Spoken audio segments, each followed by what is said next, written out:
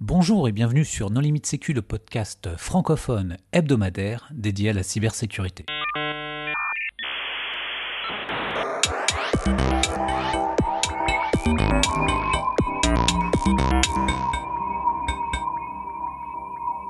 Alors aujourd'hui, nous allons parler de remédiation avec deux invités, Giacomo Martinelli. Bonjour Giacomo. Bonjour. Et Christophe Renard. Bonjour. Pour discuter avec eux, les contributeurs No Limit Sécu sont Vladimir Kola. Bonjour. Marc-Frédéric Gomez. Bonjour. Et Hervé Schauer. Bonjour. Alors Christophe, on a fait de nombreux épisodes ensemble puisque tu es à tes heures perdues contributeur No Limit Sécu. Mais pour les auditeurs qui ne te connaîtraient pas, est-ce que tu voudrais bien te présenter ? Eh bien, je travaille à l'ANSSI depuis maintenant quelques années où je m'occupe de réponse à incidents et ces derniers temps plutôt justement de remédiation. Giacomo ? Je travaille également à l'ANSSI comme Christophe depuis moins longtemps. Je travaille au sein de la division industrie et technologie, qui s'occupe de politique industrielle au sein de l'ANSSI. Politique industrielle, pas au sens de système industriel, mais politique d'offres. Toute la politique concernant les offreurs en solutions, donc en produits et services de cybersécurité. Moi, au sein de la division, je m'occupe des prestataires de cybersécurité, donc les prestataires de réponse à incidents, d'audit, de détection et de conseil. En préambule, Hervé, si tu devais définir ce qu'est la remédiation, qu'est-ce que tu dirais ?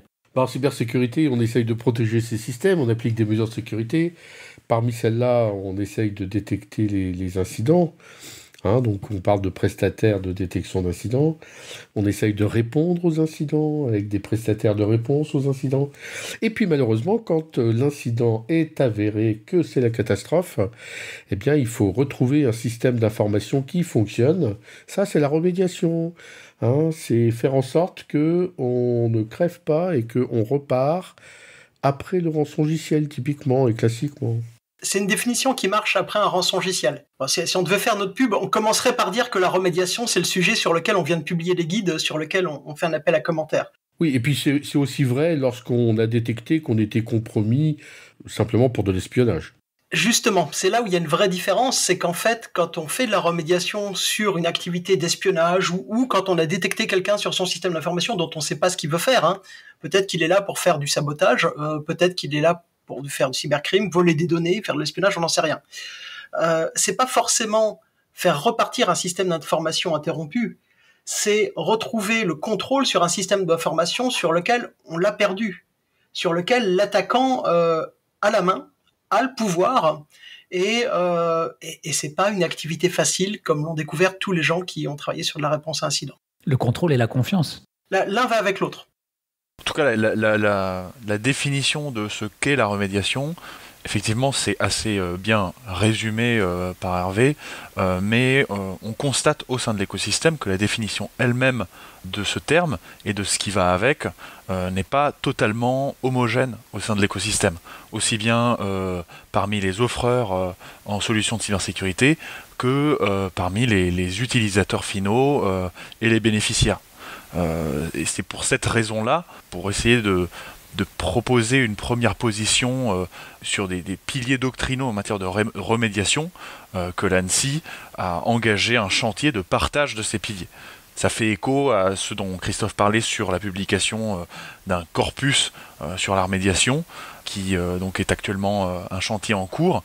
Et la première partie visible de ce chantier, c'est la publication pour appel à commentaires de ce corpus, un appel à commentaires qui vise d'ailleurs principalement les DSI et toutes les professions liées à l'écosystème DSI.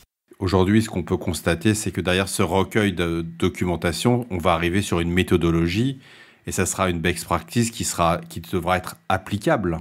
C'est ce vers quoi on aimerait converger, mais en fait on part d'un constat qui aujourd'hui est assez loin d'avoir une méthodologie. Alors d'abord, la première chose, c'est que le premier constat, c'est qu'aujourd'hui les remédiations sont plutôt un échec et que l'ANSSI prend une position pour essayer de sortir de cette situation, pour essayer de faire en sorte que sortir d'un incident de sécurité grave coûte pas une fortune, puisse se faire dans un temps maîtrisable et ne détruise pas des services, parce qu'aujourd'hui, ça coûte une fortune, ça dure un temps fou. Et quand je dis un temps fou, ça veut dire 1 an après, on n'est pas revenu à la normale. Et dans beaucoup de cas, il y a du service qui n'est jamais rétabli, ce qui peut se traduire pour pas mal d'entreprises par soit de la perte d'activité, soit il y a pas mal d'entreprises qui ont été rachetées, voire certaines qui ont fait faillite. Et pour un service public, ça veut dire que le service est plus rendu dans l'état dans lequel il était censé l'être. Donc l'objectif du travail, c'est de sortir de cette situation. Le second constat, c'est qu'aujourd'hui, quand quelqu'un commande une prestation sur une réponse à incident, eh bien, il va faire venir des gens qui font de l'enquête. Il va faire venir des gens qui font du déploiement d'EDR et de la supervision. Il va faire venir ses prestataires pour installer des choses, mais que dans le lot, il y a personne qui est pour spécialité, ou très peu de gens qui est pour spécialité de reconstruire un système dans un environnement où il y a un attaquant qui vous en veut, et qui souvent est là à regarder et à essayer d'interagir.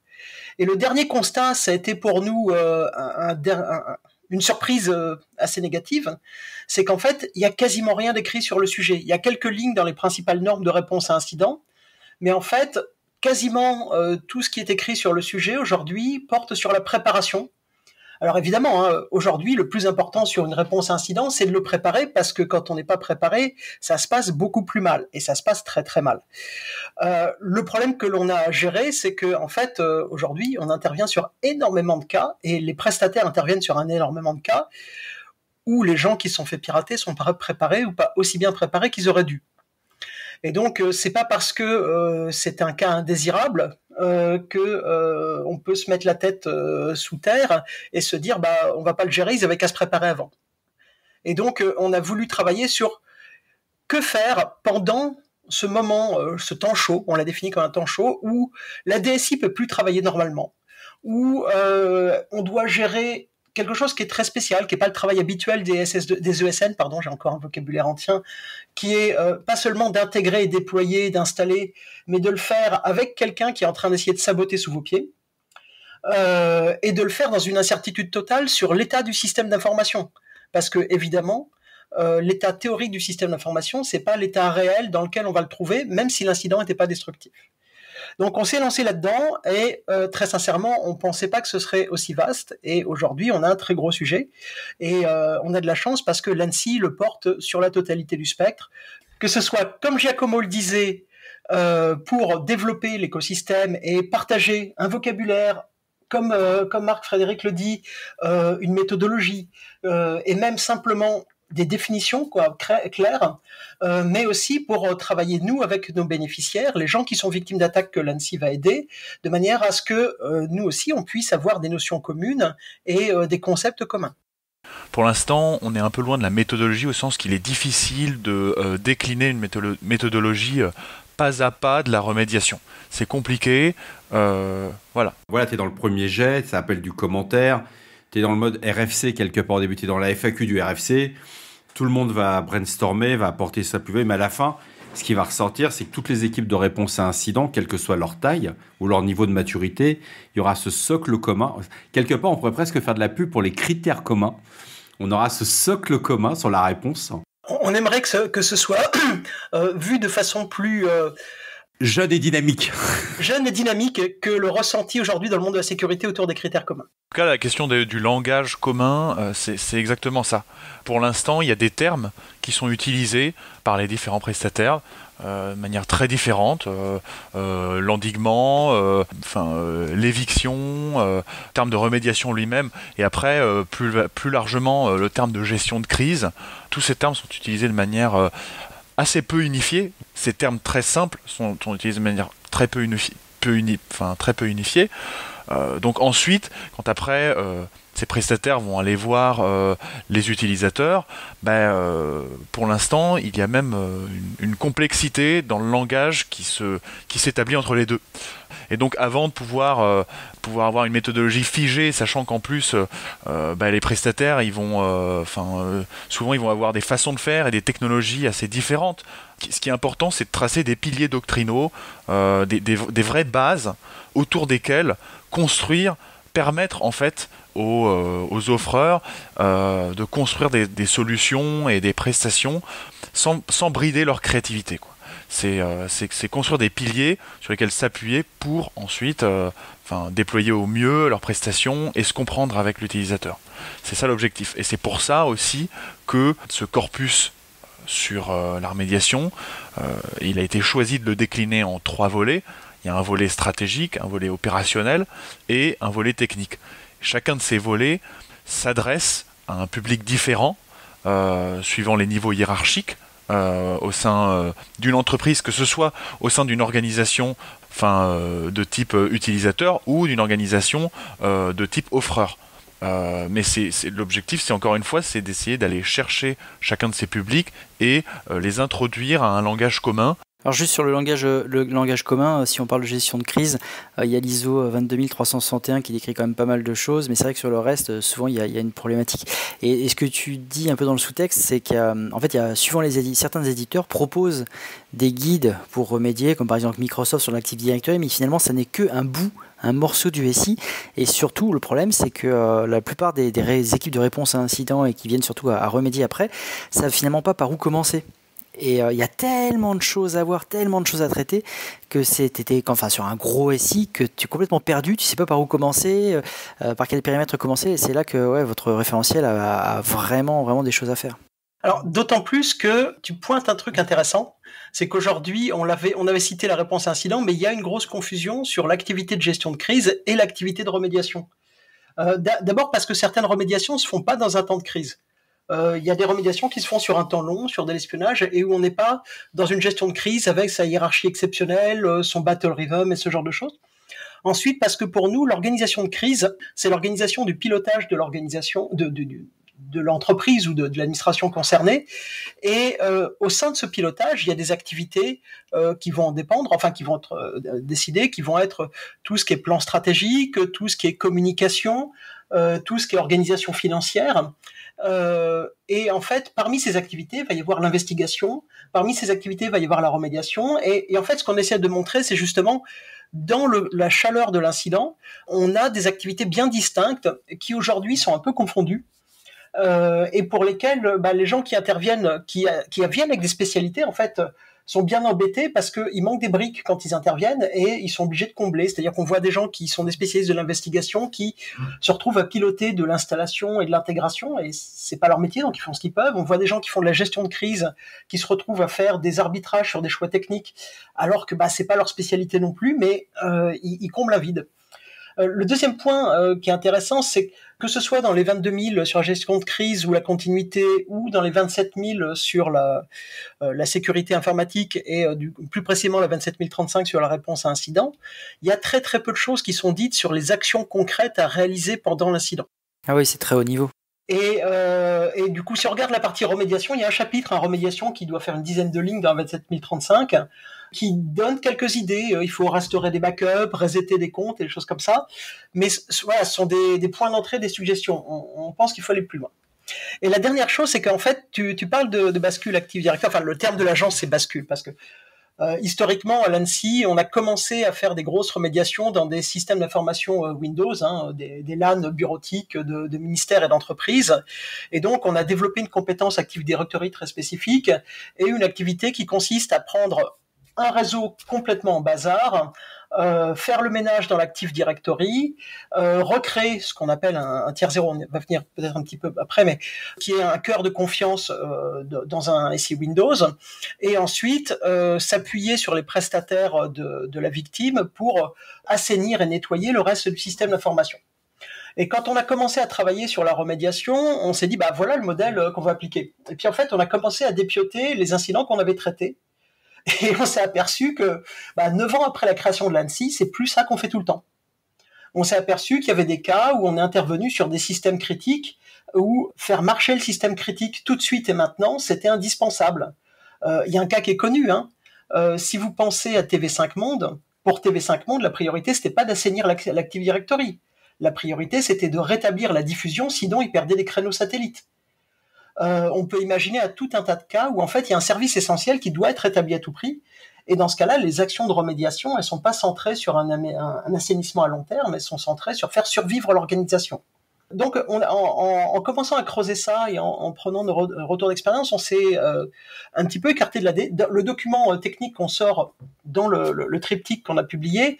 Il porte sur l'assainissement Active Directory, mais il se veut que la première brique de quelque chose qui va être plus large, parce qu'aujourd'hui, la remédiation, il y a beaucoup d'Active Directory, mais il n'y a pas que l'Active Directory. Il y a de plus en plus d'organisations qui ont leur gestion d'identité et tout ce qui est le cœur du système d'information qui est littéralement dans le cloud. Et donc, aujourd'hui, c'est un périmètre qui a beaucoup plus de variété qu'il n'avait il y a 10 ans. Alors justement, Giacomo parlait évoquait trois volets au document. Le premier volet, le volet stratégique, qu'est-ce qu'on va y retrouver ? Ouais, justement, et ça fait écho à ce que vient de dire Christophe sur la question de suivant des scénarios différents, donc en parlant de TVA5 Monde où il y a une vraie urgence vitale à redémarrer ou pas. Ce qu'on retrouve dans le volet par exemple stratégique, c'est déjà la notion de scénario. C'est suivant le scénario, un scénario où on a une urgence vitale de redémarrage ou pas, on va avoir des choix d'investissement, des choix y compris donc financiers qui vont être différents suivant les scénarios considérés. Donc d'un côté on a des scénarios. On a un premier scénario qui est le scénario où on a vraiment un besoin vital à redémarrer au plus vite. Ensuite, un deuxième scénario où on a besoin de reprendre le contrôle du système d'information sans nécessairement le mettre à niveau.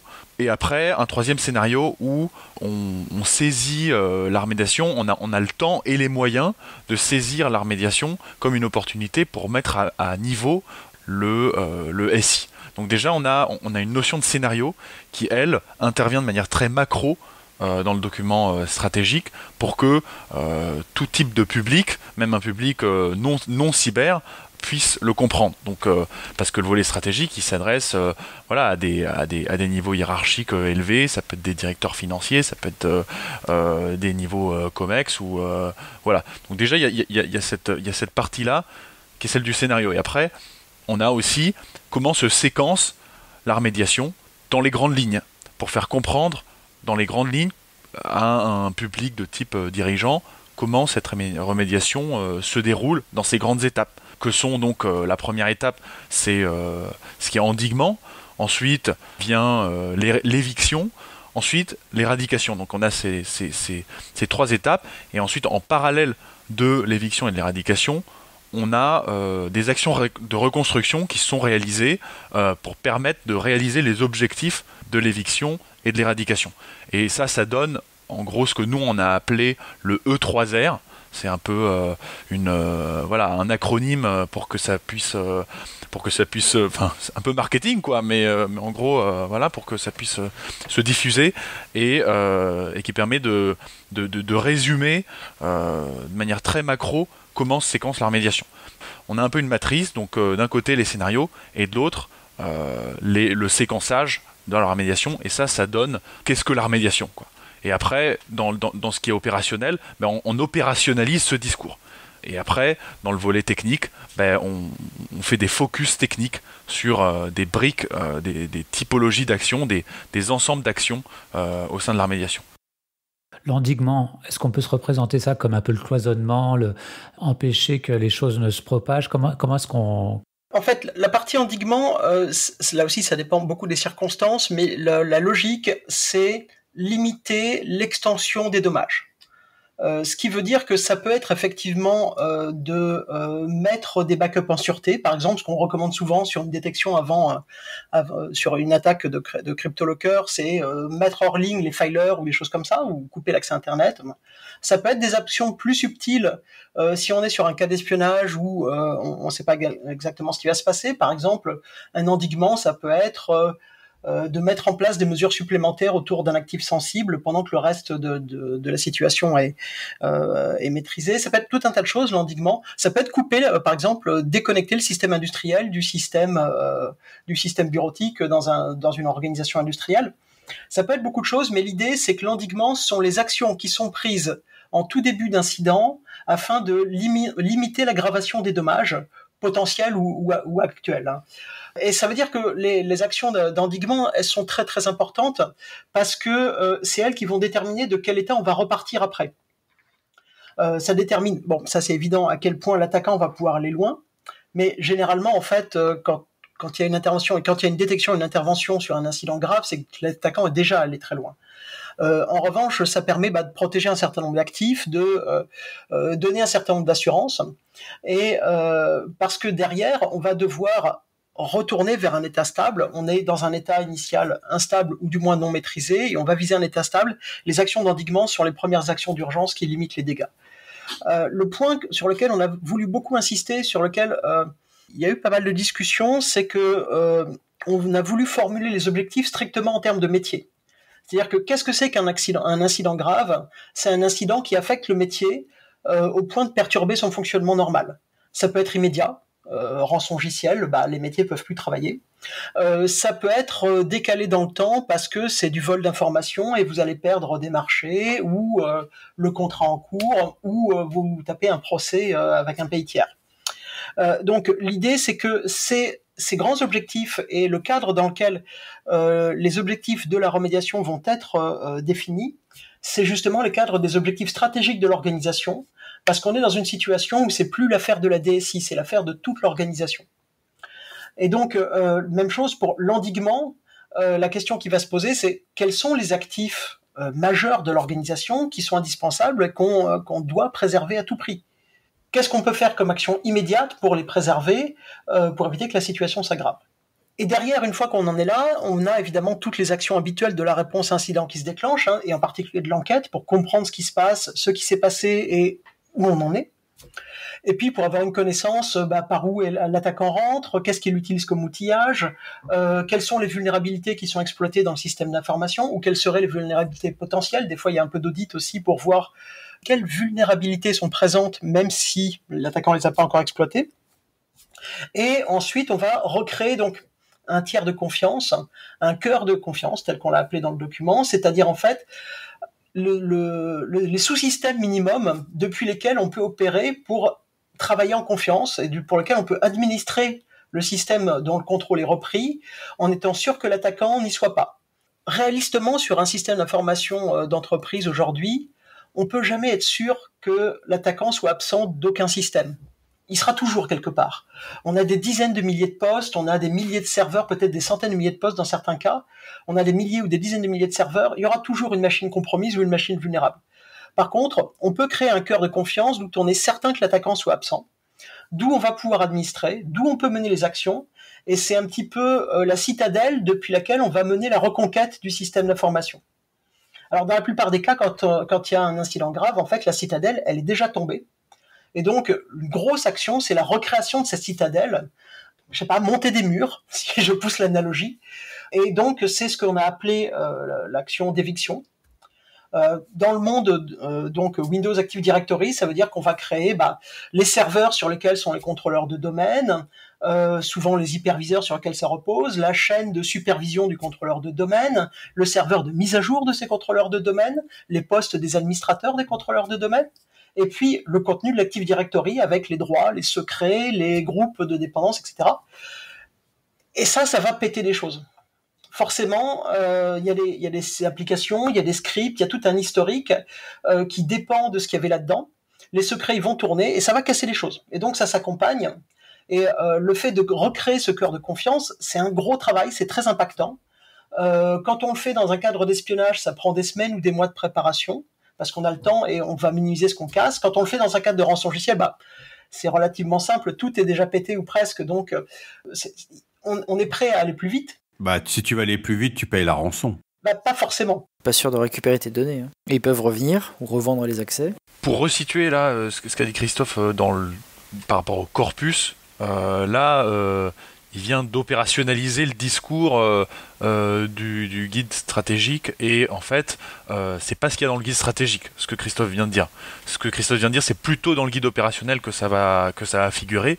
Le guide stratégique, c'est un document de 8 pages, très synthétique, qui parle coût, qui parle grandes étapes les grandes choses clés auxquelles un dirigeant doit faire attention dans le choix de ses arbitrages et les priorités qu'il doit décliner lors d'une remédiation.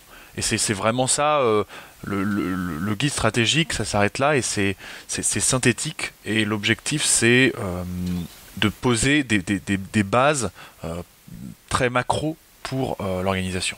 Après, effectivement, ce que Christophe vient d'indiquer, c'est la façon dont va être opérationnalisé le discours dans le guide opérationnel, qui est le deuxième volet de ce corpus.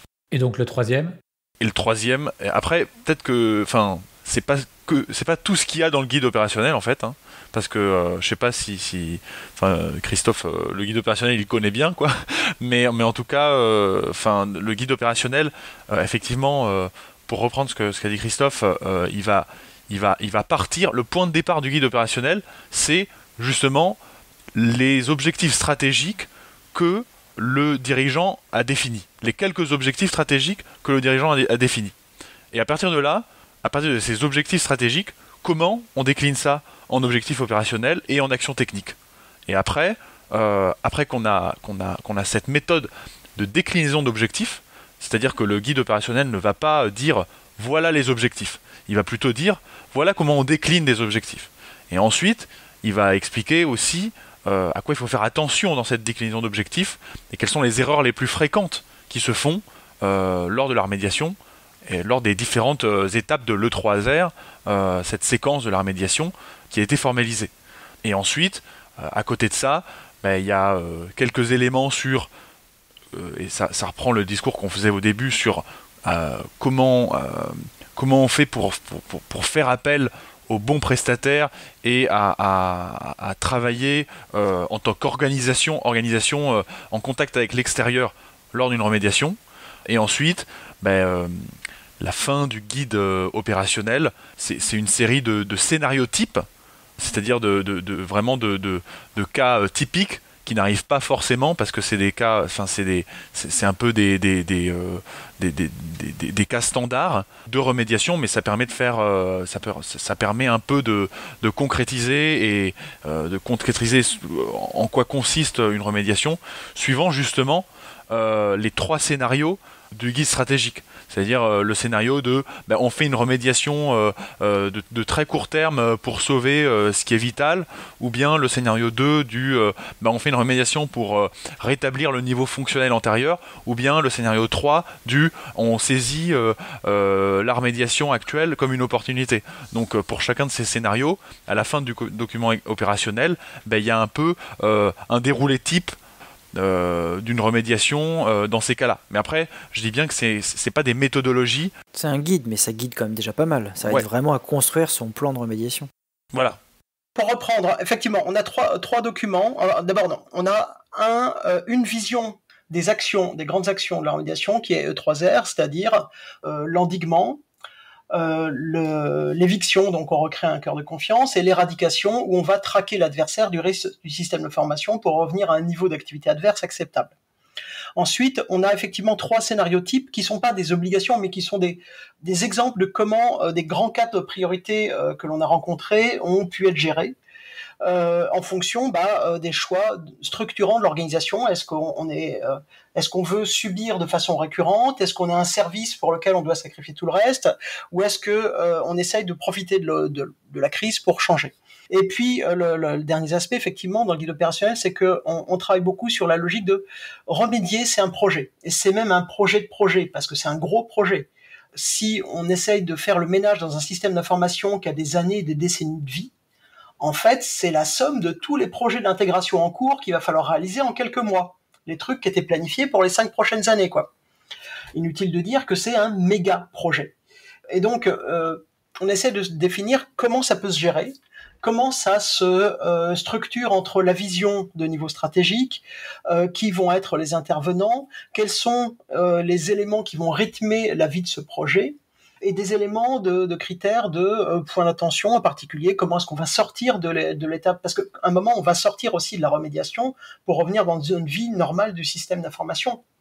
Et donc, quels sont les arbitrages à faire pour dire, cette partie du projet, pour moi, ça fait partie de l'évolution normale du SI, et cette partie du projet, c'est quelque chose que je fais pendant que ma DSI est entièrement mobilisée. Parce que quand on fait une remédiation, en fait, la DSI, ses projets en cours, ils sont tous paralysés.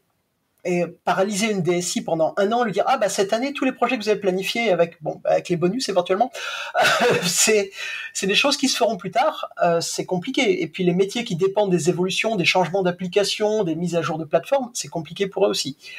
Donc il y a vraiment tout un travail à faire qui est spécifique à ces conditions, et on essaie de donner les grandes lignes pour ça. Ce qu'on n'est pas capable de donner aujourd'hui, en fait, c'est les éléments clés tels qu'on peut trouver dans une norme 27000 où on a des listes à puces pour chaque partie. Vous devez avoir tac, tac, tac, 1, 2, 3. Voilà les étapes, comment elles s'enchaînent, parce que aujourd'hui, on n'a pas assez de retours, en particulier des intervenants en dehors de notre environnement immédiat, c'est-à-dire les organisations dans lesquelles l'ANSSI est intervenue ou les gens avec qui on a eu des échanges sur le sujet, qui souvent sont des prestataires avec lesquels l'ANSSI travaille ou que l'ANSSI certifie. Et c'est l'objet, en fait, aujourd'hui de l'appel à commentaires, c'est vous n'êtes pas forcément des gens qui travaillent avec l'ANSSI, mais vous avez une connaissance sur les systèmes d'information, sur les incidents, comment ça se passe, comment vous en êtes sortis, et on va écrire un texte qui risque d'être référent et que vos consultants, vos fournisseurs, vos prestataires risquent d'utiliser. Donc c'est le moment de venir nous donner votre avis. Le dernier texte qui est sorti, donc on a un guide stratégique, un guide opérationnel, et puis on a un guide technique. Le guide technique, il porte spécifiquement, c'est une sorte de cahier des charges sur ce que l'on doit faire pour assainir un Active Directory qui a été compromis. Parce que c'est un des points sur lesquels il fallait qu'on commence, et il y en aura sans doute d'autres dans le futur qui viendront enrichir ces choses-là, mais c'est celui par lequel on est commencé. On parle effectivement d'un corpus en 3 volets, on ne parle pas d'un corpus en 3 documents, parce que l'objectif à terme, c'est d'alimenter ces volets en nouveaux documents, notamment au niveau opérationnel et au niveau technique. Pour l'instant, le niveau technique, le volet technique, effectivement, on a juste un document, c'est déjà beaucoup, mais en tout cas, on a un document sur l'éviction du tier 0 Active Directory, mais l'objectif, c'est pas de s'arrêter là. C'est d'alimenter ce volet progressivement en nouveaux documents, en nouveaux cas de figure, et c'est un peu pareil pour le volet opérationnel. L'objectif, ce serait d'aller au-delà du document actuel, mais après, effectivement, la première étape, c'est déjà de comprendre si ce qui a déjà été écrit est en phase avec ce qui se fait dans l'écosystème, et que, en gros, que ces documents ne sont pas hors sol et qu'ils ont vocation à vraiment être utilisés, soit avant, soit pendant les incidents. Après, pendant les incidents, c'est vrai que c'est des documents qui sont assez longs, donc le conseil qui est donné, c'est tout de même de s'en saisir avant, mais en tout cas, voilà, l'objectif, c'est qu'il soit opérationnalisable. D'ailleurs, est-ce qu'il sera intégré comme exigence à des référentiels genre PRIS ou pas du tout ? À ce stade, c'est un peu tôt pour se dire que ce guide puisse être un référentiel de qualification. La première raison pour laquelle c'est un peu tôt, c'est que en soi, ce document, il ne décline pas des exigences à respecter, donc il ne se présente pas comme un référentiel, comme on pourrait dire le référentiel de qualification PRIS ou tout autre référentiel de qualification. Une autre raison, c'est que les pratiques, pour l'instant, elles sont très hétérogènes en matière de rémédiation, mais elles ne sont pas forcément mauvaises.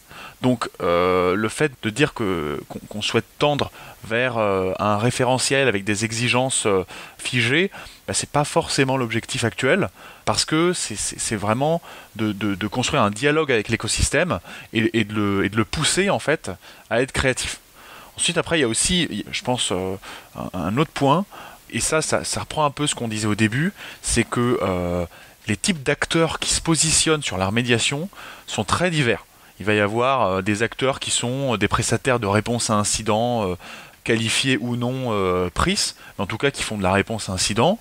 Après, il va y avoir aussi des infogéreurs qui vont faire tout ou partie de ce qui est reconstruction, reconfiguration, avec aussi le support d'acteurs très spécialisés sur la reconstruction de l'AD ou sur des domaines très particuliers. Donc, pour l'instant, il est assez prématuré de se dire, ce que le prestataire en remédiation doit effectuer, alors qu'en fait, un prestataire en remédiation exhaustif, en fait, il n'existe pas.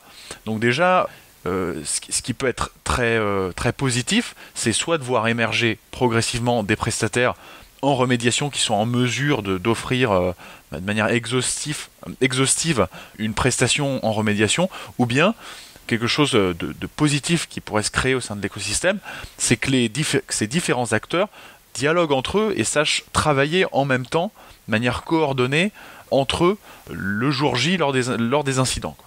Et pour l'instant, c'est pas forcément le cas.